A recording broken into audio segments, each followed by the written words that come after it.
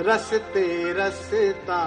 अपने बच्चों को नाम याद कराइए सीता जी की बहनों के, भगवान राम के भाइयों के। एक संकेत दे रहा हूं, जो समझ जाए उनकी तालियां उठें। अपने बच्चों को रामायण सुनवाइए, गीता पढ़वाइए, अन्यथा ऐसा ना हो कि आपके घर का नाम तो रामायण हो और आपके घर की श्री लक्ष्मी को कोई और उठा के ले जाए, तब पढ़ रहा।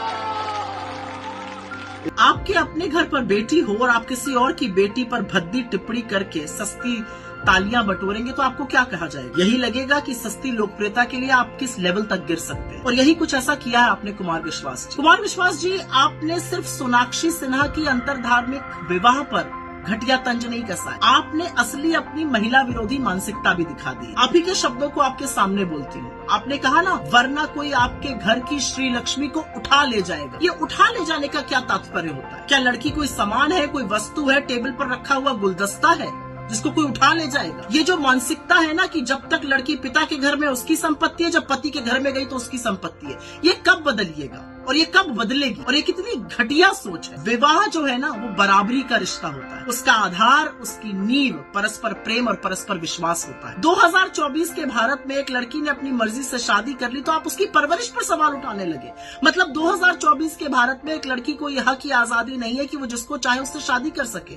अब कौन क्या खाएगा, कहाँ रहेगा, क्या पहनेगा, किसको पूजेगा, किससे प्यार करेगा, किससे शादी करेगा, इसका निर्णय भी धर्म के स्वयंभू ठेकेदार करेंगे। और एक चीज मुझे बड़ी अजीब लगती, मेरा अपना मानना है कि परवरिश का सवाल तो तब भी नहीं उठना चाहिए अगर किसी के बाउंसर एक संभ्रांत डॉक्टर को पीट दे, क्योंकि ये परवरिश की कमी नहीं है, ये उस व्यक्ति की कमी है जिसका स्टाफ उसके सामने ऐसी हिमाकत करता है। आपके सर्टिफिकेट की मुझे तो नहीं लगता कि शत्रुघ्न सिन्हा जी को या सोनाक्षी, उनकी जो बड़ी कामयाब बेटी है, उसको कोई जरूरत है। लेकिन 17 साल अपनी उम्र से छोटी लड़की पर इस तरह का तंज कसकर आपने अपनी छोटी मानसिकता दिखा। और एक बात याद रखिएगा, प्रभु राम या रामायण या उससे जुड़ा कोई शब्द किसी की बकौती नहीं है। आप तो लोगों को रामायण और गीता पढ़ने की सीख देते हैं और आप ही सोनाक्षी सिन्हा के पति के धर्म से नफरत करने में इतने मशगूल हो गए कि रामायण के मूलभूत को ही भूल गए। आप भूल गए कि रामायण में कितना मधुर अंकित है, सब नर करहि परस्पर प्रीति, चलहि स्वधर्म निरत श्रुतनी। अगर आप रामायण का वाकई में अध्ययन करते तो